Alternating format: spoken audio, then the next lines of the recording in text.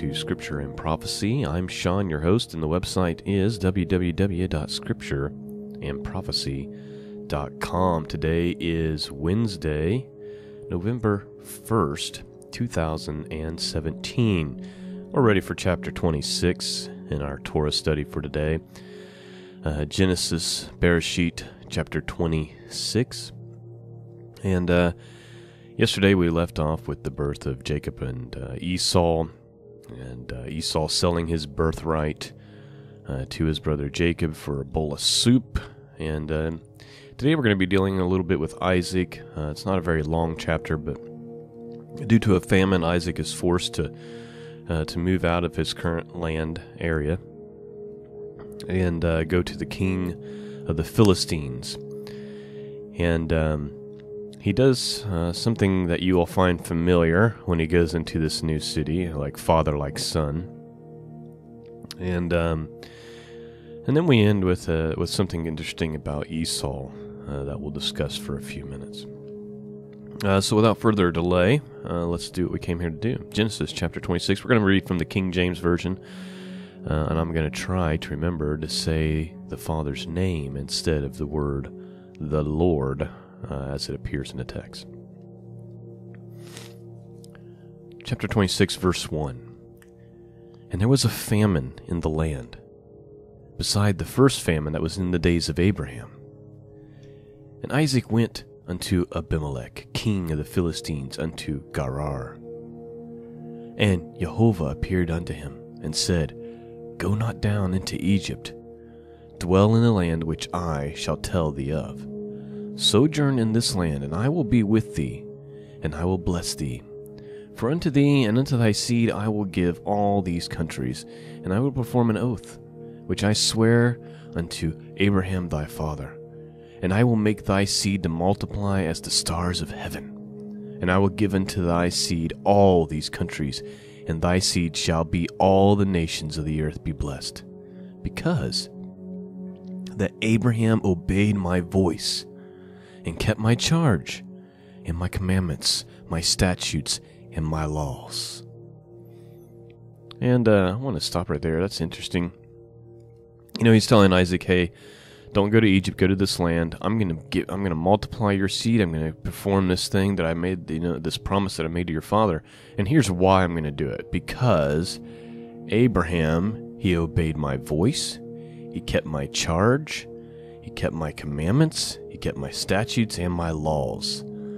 So Abraham was, one of the reasons Abraham was blessed is because of his obedience to God. In everything, Abraham obeyed.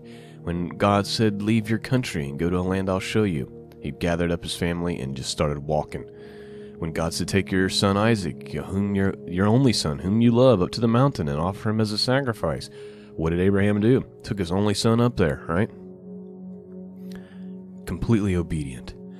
And I know we live in a culture and a time where people think that, people use grace and they pervert grace as an excuse to walk in sin and an excuse to not obey God. And we've got all these ways to get around obeying God. But if you actually read the scriptures, what you see is blessing to those who do obey God and cursing to those who do not. Let's move forward. And Isaac dwelt in Gerar. And the men of the place asked him of his wife, and he said, She is my sister. For he feared to say, She is my wife, lest, said he, the men of the place should kill me for Rebekah, because she was fair to look upon. So here we have Isaac doing the exact same thing that his father did. Of course, Rebekah's very beautiful. He's worried that they're going to kill him so that they can have her, just like his father was. And so just like his father did, every time he entered into a new city, saying that Sarah was his wife, or Sarah was his sister, Isaac, like father, like son, doing the same thing here. And it came to pass, when he had been there a long time, that Abimelech, king of the Philistines, looked out a window, and saw, and behold, Isaac was sporting with Rebekah his wife. And Abimelech called Isaac and said, Behold, of surety she is thy wife. And how saidst thou, she is my sister? And Isaac said unto him, Because I said, lest I die for her. And Abimelech said, What is thou hast done unto us? One of the people might have lightly have lain with thy wife, and thou shouldst have brought guiltness upon us. And Abimelech charged all his people, saying, He that toucheth this man or his wife shall surely be put to death. Then Isaac sowed in the land, and received in the same year 100-fold, and Yahovah blessed him. And the man waxed great, and went forward, and grew until he became very, very great. For he had possessions of flocks, and possessions of herds, and a great store of servants, and the Philistines envied him. For all the wells which his father's servant had digged in the days of Abraham his father, the Philistines had stopped them and filled them with earth. Always found that strange. You know, Abraham dug all those wells, the Philistines stuffed them back up, filled them with dirt. Well, Abraham's gone, and why would you waste a perfectly good well? Like, that just makes no sense to me. Verse 16, And Abimelech said unto Isaac, Go from us, for thou art much mightier than we. And Isaac departed thence, and pitched his tent in the valley of Gerar, and dwelt there.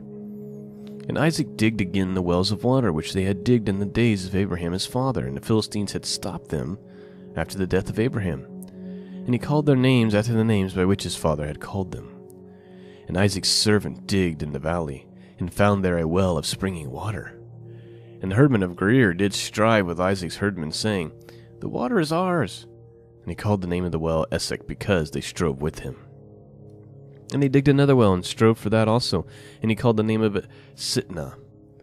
And we removed from thence, and digged another well, and for that they strove not. And he called the name of it Rehoboth. And he said, For now Yahovah hath made room for us, and we shall be fruitful in the land. And he went up from thence to Beersheba. And Yahovah appeared unto him that same night, and said, I am the God of Abraham thy father. Fear not, for I am with thee, and I will bless thee, and I will multiply thy seed for my servant Abraham's sake. And he builded an altar there, and he called upon the name of Yahovah, and he pitched his tent there. And Isaac's servant digged a well. Then Abimelech went to him from Gerar, and Ahuzath, one of his friends, and Pichol, the chief captain of his army. And Isaac said unto them, Wherefore come ye to me, seeing ye hate me, and have sent me away from you? And he said, We saw certainly that Yahovah was with thee.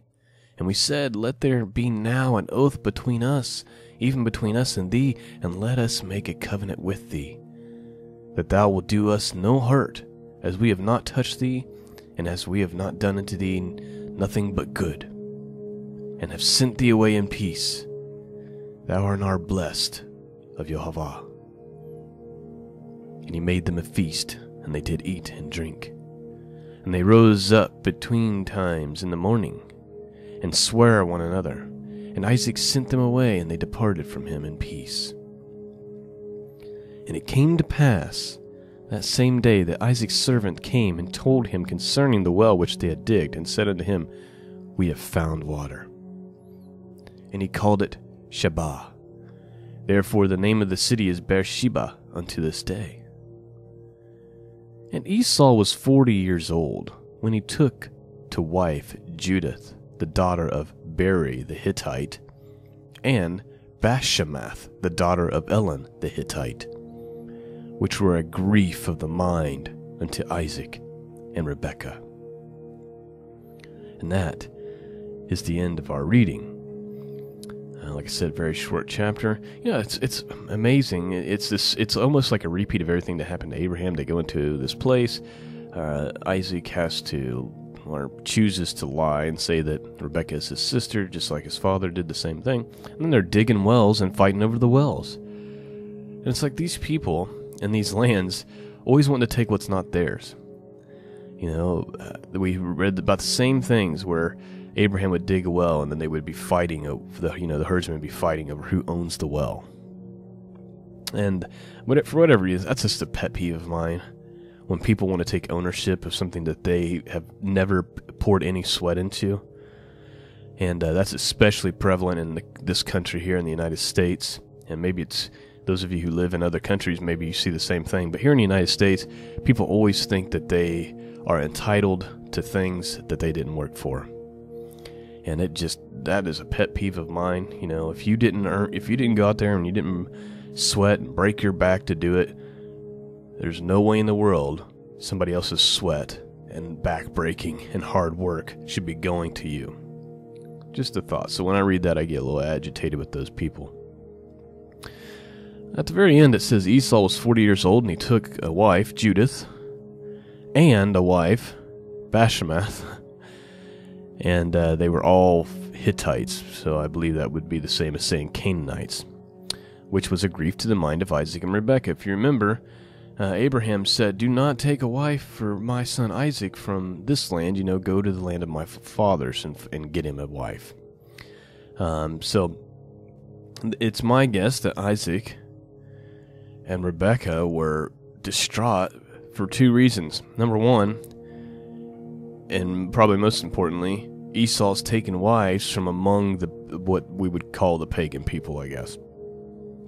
And not only that, he took two wives, right? He didn't take one wife, he took two wives. And, the book of Hebrews, chapter 12, refers to Esau as a fornicator and as a profane person.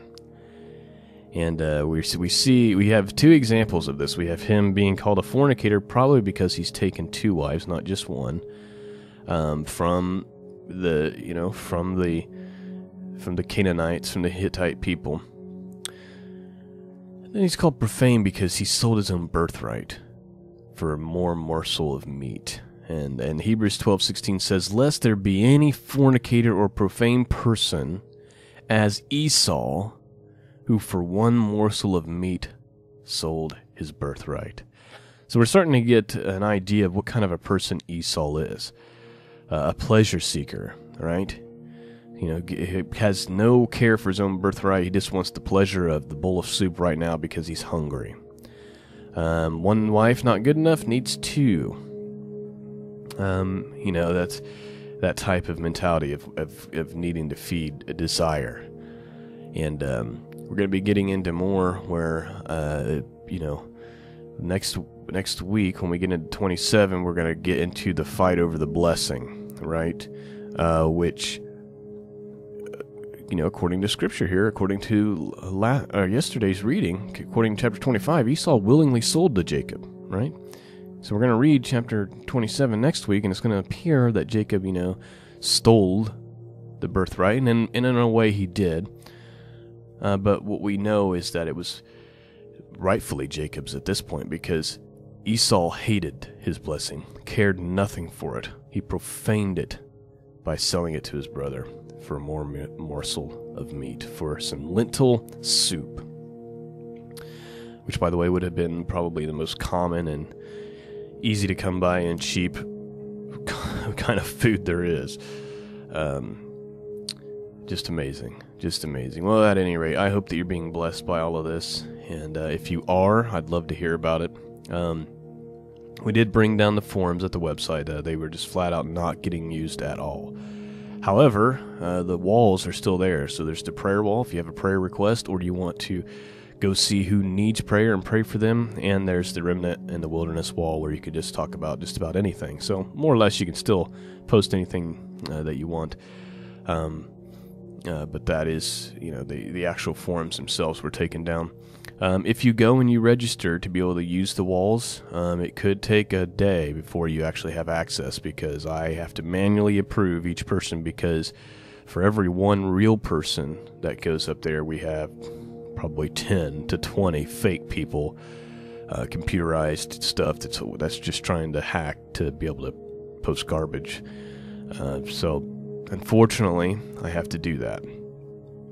So I can't just have it set up to where you automatically have access. So if you go and you register so you can use the walls, which I recommend you do, just note it may be a day before you actually have access. And you should get emails about it.